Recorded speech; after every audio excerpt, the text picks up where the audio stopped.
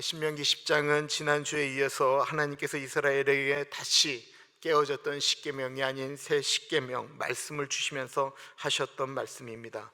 오늘 본문에는 하나님에 대한 이야기가 많이 나오고 있습니다. 12절 보겠습니다.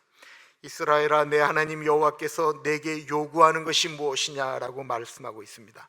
사실 12절 앞에는 감탄사가 히브리어로는 들어가 있습니다. 그러니까 이스라엘이여, 너희 하나님 여호와께서 너희에게 요구하는 것이 무엇이더냐, 이게 더 맞는 표현이에요. 그렇다고 하면 이거를 우리에게 적용해 보세요. 인철아, 너희 하나님 여호와께서 인철이 너에게 요구하는 것이 무엇이더냐. 하나님이 우리에게 요구하시는 것이 무엇일까요? 하나님만을 사랑하라고 말씀하고 있습니다. 이 이야기를 들으면 우리는 이런 생각을 합니다. 하나님 너무 익숙한 얘기지만 참 그렇다. 하나님만 사랑하라는 말을 얼마나 해야 되는가, 우리가 이런 생각을 드는데 왜 하나님을 사랑해야 되느냐라고 하는 것이 이스라엘에 대한 신명기 9장 10장을 이해하면 우리가 이 마음을 이해할 수 있어요. 12절에 요구하는 것이 무엇이더냐 그러면서 곧 내 하나님 여호와를 경외하여 그의 모든 도를 행하고 그를 사랑하며 마음을 다하고 뜻을 다하여 내 하나님 여호와를 섬기고, 무리한 요구 아니냐라는 거예요. 그럴 수 있느냐라는 거예요. 왜 하나님 맨날 이런 식으로 얘기하고 우리가 좋아하는 것들은 그렇게 얘기할 수밖에 없느냐, 하나님 왜 이러냐라고 이야기합니다.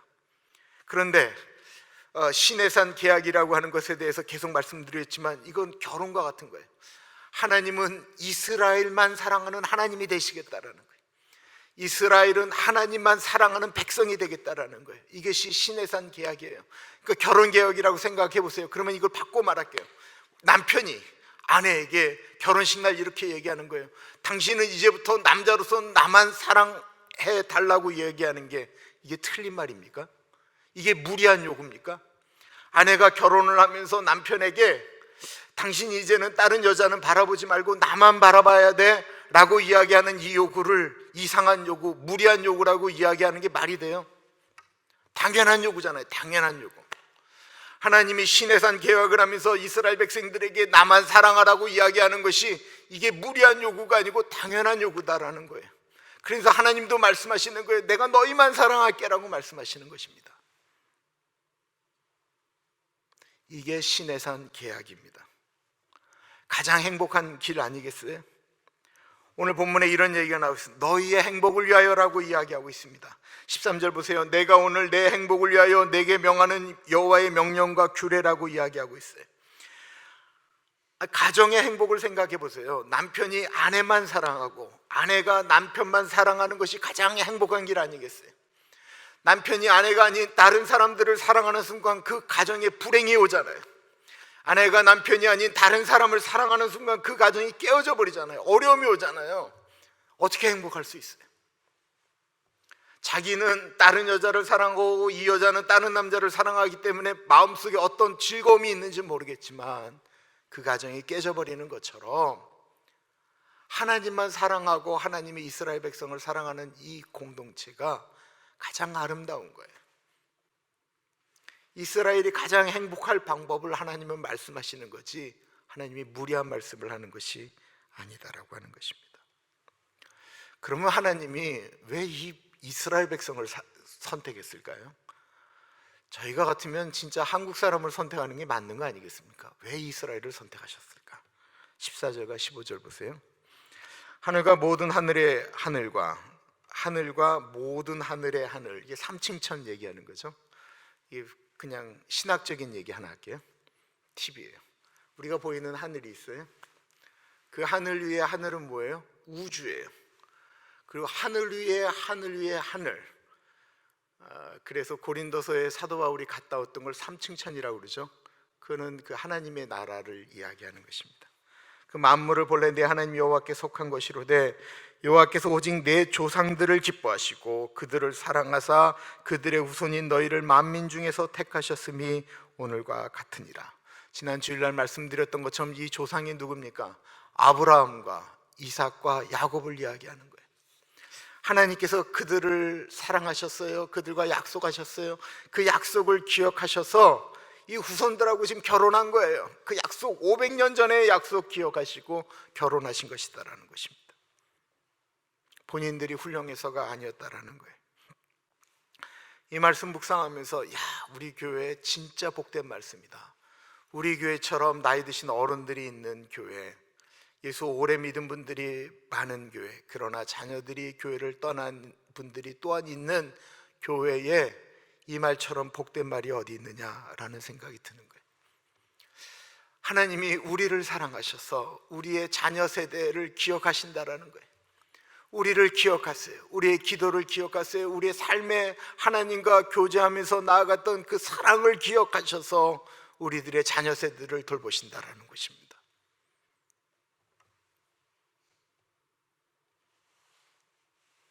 어머님의 기도가, 아버지의 기도가 그래서 중요한 것입니다. 기도의 사람들을 보십시오. 기도 한 번 하고 끝내지 않았습니다. 그래서 다음 세대가 사는 거예요. 모세가 내가 너를 통해서 새로운 민족을 얻고 저 목이 고준 백성들 다 없애겠다라고 얘기할 때 딱 막아서서 이야기하는 거예요. 하나님, 차라리 내 이름 빼십시오. 저들을 못 건드리십니다. 그 기도 때문에 이스라엘 민족이 사는 거예요. 사무엘 한 사람이 그 사울왕 그 피폐되어져 움직여지는 그 나라 가운데 내가 너희를 위하여 기도를 멈추는 그 죄를 범치 않겠다라고 얘기하면서 기도하니까 그 민족 사는 거예요. 한나 한 사람이 열심히 기도하니까 사무엘이 만들어지는 거예요. 하나님 그러신 분이세요. 사실 이스라엘 가운데 가장 축복받았으면서도 가장 이스라엘이 망가지도록 만든 사람이 누구예요? 가장 많은 우상을 만든 게 누구예요? 아방 아니에요. 솔로몬이에요. 솔로몬. 그 많은 축복, 이 세상에 있는 그 금이 돌멩이처럼 많았다고 얘기하고 은보다 많았다는 그 나라에 수많은 우상들을 내려왔어요. 그럼에도 불구하고 그 나라가 쪼개진 건 그 손자 아들 로보암 때라는 거예요. 근데 왜 로보암 때인 줄 아세요? 하나님이 이렇게 말씀하고 있어요. 하나님이 다윗을 기억하셔서 솔로몬 때 못하는 거예요. 그래서 그 손주 때 갈라놓으신 거예요. 입장 바꿔놓고 생각하면 그런 생각이 들어요. 하나님이 그 찬양 좋아하고 기뻐하는 다윗이 하늘나라에 올라가서 찬양대학교 다윗 성가대를 만들고 그 지휘하고 있는데 날마다 하나님을 찬양하고 기뻐하는데 하나님이 다윗을 보니 어떻게 솔로몬 때 그 나라 갈라놓게. 이건 제 생각이에요. 그러나 정말 그러실 것 같아요. 다윗 보니까 어떻게 못하는 거예요. 이 나쁜 놈, 이렇게 축복을 했는데도 이런 놈을 이거 어떻게 해야 되나? 라고 하는데 다윗을 기억하셨다라고 말씀하고 있어요.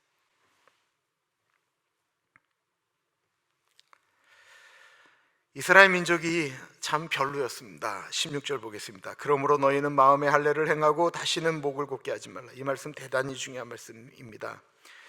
이스라엘 사람들이 신약이 와서도 계속 예수님과 부딪히고 그 초대교회가 부딪혔던 것이 무엇입니까? 할례에 대한 문제였어요. 그건 뭐냐면 이스라엘 사람들은 우리는 할례하는 민족이다라는 거예요. 이 육체적으로 할례를 했기 때문에 우리는 하나님의 백성이라는 거예요. 그거에 대해서 바울이 얘기하는 거 아니라는 거예요.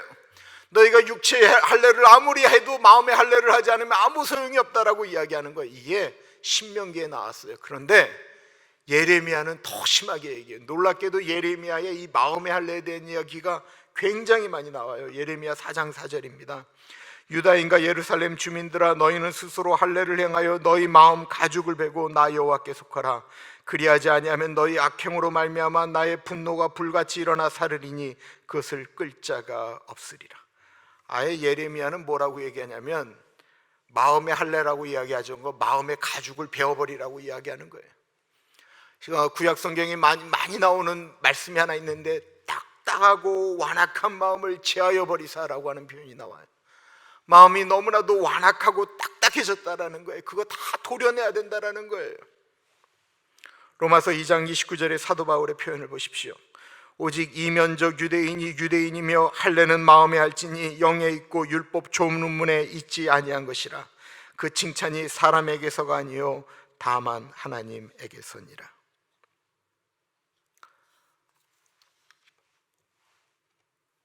하나님은 우리 마음에 있는 것들을 먼저 제하기를 원하신다라는 것입니다.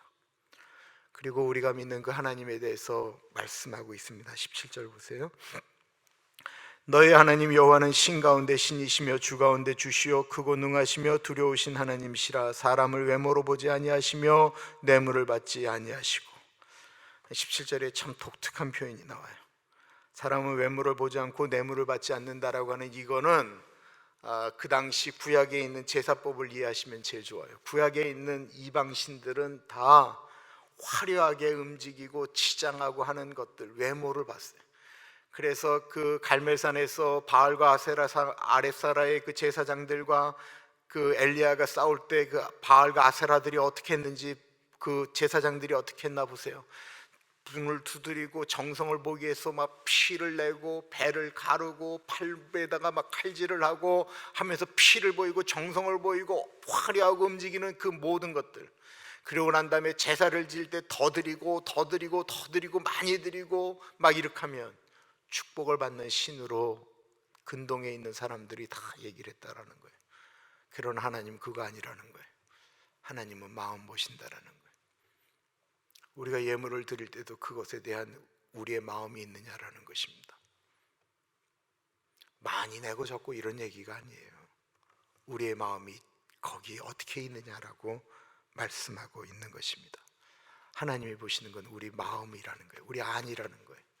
할례가 아니고 우리 마음의 할례라고 말씀하고 있는 것입니다. 또 하나님은 어떤 것을 좋아하십니까? 18절과 19절 보세요.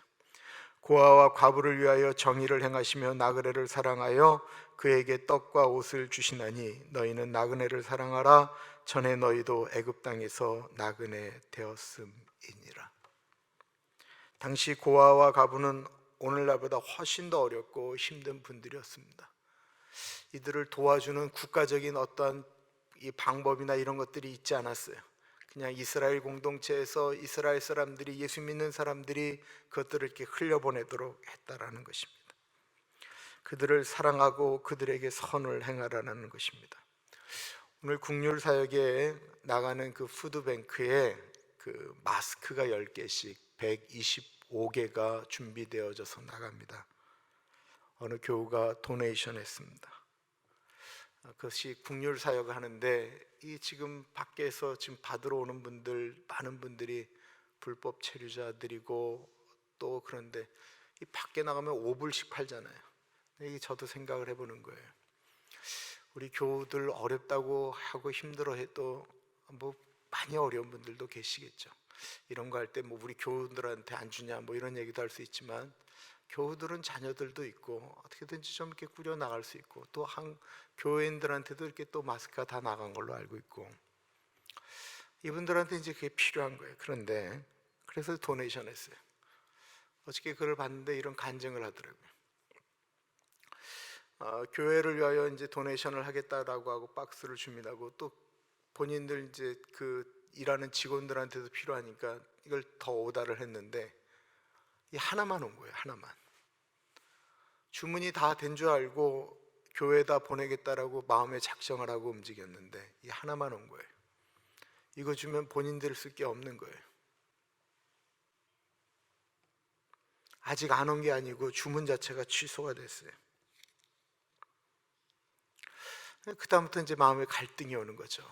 내가 이거를 교회에다가 드리겠다고 하나님께 약정을 하고 목사님한테는 얘기를 했는데 이거 어떻게 해야 되는가? 갈등이 오는 거예요. 당연한 갈등이죠. 힘든 일입니다. 그래도 보내주셨습니다. 보내주자마자 하나님이 역사하셔서 거기에 이렇게 마스크가 도착했었다고 제가 이야기를 하면 얼마나 좋겠어요. 그러나 전혀 그런 일이 일어나지 않았어요.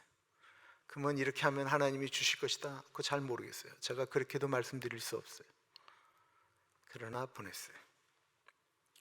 고통을 나눈다라고 하는 것은 힘들고 어려운 일입니다. 계속 말씀드리지만 고통을 나눈다라는 것은 그 일을 함으로써 내 삶이 조금은 불편해지는 것을 이야기하는 거예요. 내가 다른 사람을 위하여 음식을 준비하고 하는데, 교회에서 마찬가지로 하는데 좀 불편한 일이 생겨요. 당연한 거예요. 그게 고통을 나누는 거예요. 내가 수백 명 거를 이야기 만들고 하는데 나는 전혀 힘들지도 않고 어렵지도 않고 누가 뭐를 내도 난 아무렇지도 않다. 이거 아니에요. 하고 나면 힘든 일 생겨요. 그래서 고통을 나누는 거예요. 고통을 나눈다라는 것은 내가 그 일을 함으로써 내 삶이 약간은 불편해지는 것을 의미하는 거예요. 나는 나눠도 하나도 불편하지 않은데 그럼 나는 고통을 안 나누는 거냐? 그렇지 않아요. 내 것을 나눈다라고 하는 건 일반적인 사람들한테 쉽지 않은 일이기 때문에 그거 하는 것도 너무 귀한 일이에요. 다 귀한 일이에요. 남이 하지 않는 일을 내가 한다라고 하는 것 자체, 내가 많아요. 그래도 내 거 나눠주는 거 마음속에 벌써 힘들어요. 그것도 고통을 나누는 것입니다. 그런데 정말로 고통을 나눈다라고 하는 진정한 의미는 그것 때문에 내 삶이 조금은 불편해지는 것을 의미하는 것입니다. 과부와 고아를 돌보는 것, 나그네를 돌보는 것은 다 쉽지 않은 일들입니다. 쉽지 않은 일들이기 때문에 소중한 일들입니다. 어려운 사람들은 어떻게 보면 하나님이 우리를 통해서 축복을 흘러가게 하는 그런 저장 창고와 같은 곳이다라는 것입니다. 우리는 축복의 통로예요. 축복의 통로가 저장 창고로 들어가는데 그 저장 창고가 과부와 고아와 힘든 분들이라는 것입니다.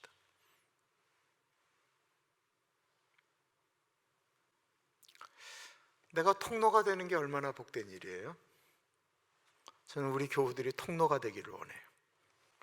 하나님이 말씀하시는 것은 모두 우리의 삶을 아름답게 만드는 것입니다. 이 세상에 한번 우리가 생각을 해보세요. 하나님을 잘 섬겨요.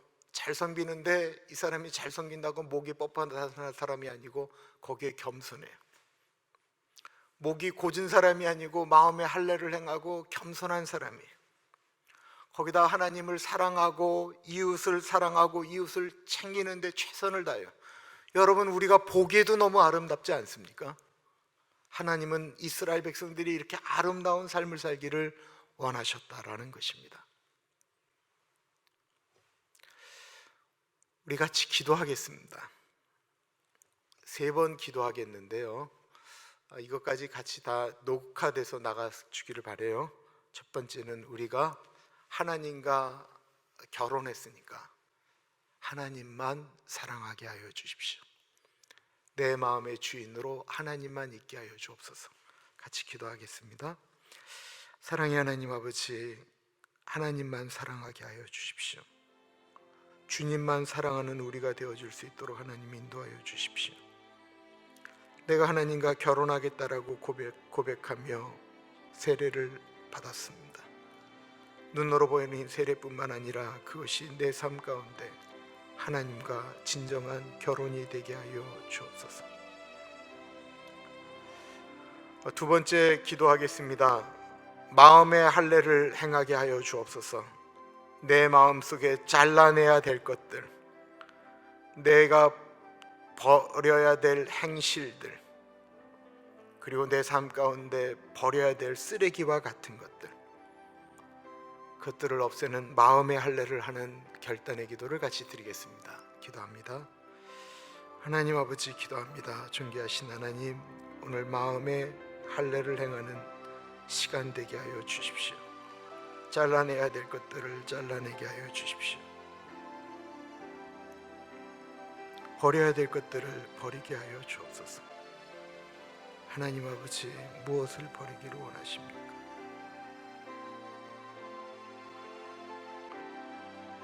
사랑의 하나님 아버지,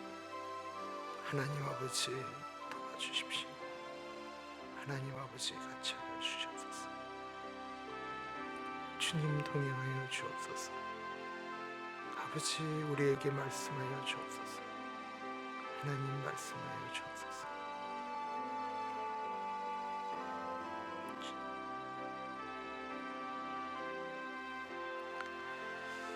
세 번째 기도하겠습니다. 내가 돌봐야 될 과부와 고아가 누구인지 깨달아 실천하게 하여 주십시오. 그런데 이거 중요한 말씀이니까 꼭 듣고 해 주세요. 저희 집사람이 어느 날 저한테 이렇게 얘기를 했어요. 나는 당신 교회 교인이고 싶다. 이게 무슨 얘기예요? 좋은 얘기 같은데 좋은 얘기 아니에요.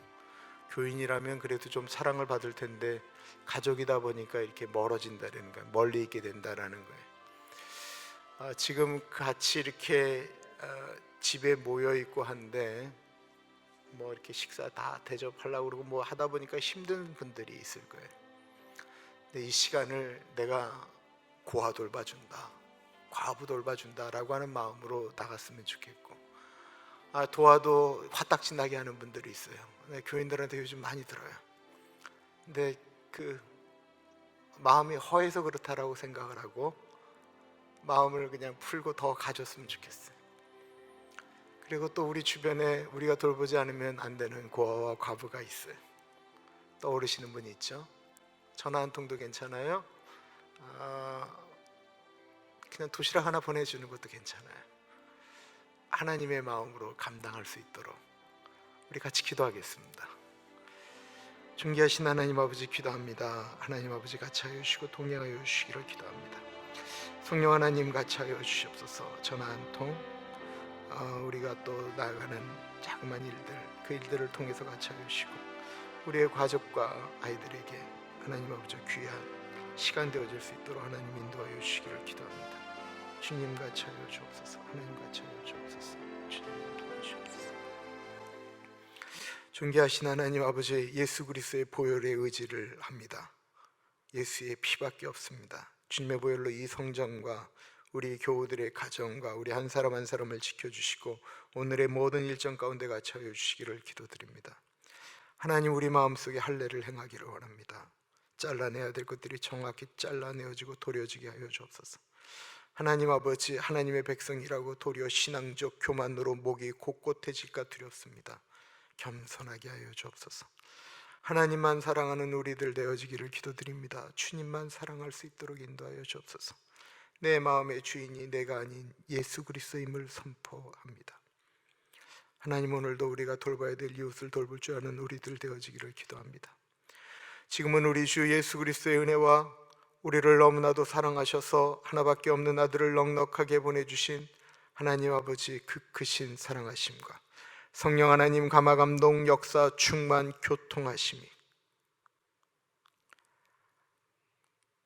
하나님 사랑하고 이웃 사랑하며 살아가겠습니다 다짐하는 사랑하는 주의 백성들 머리 위에 지금으로부터 영원토록 같이 하시길 간절히 축원하옵나이다.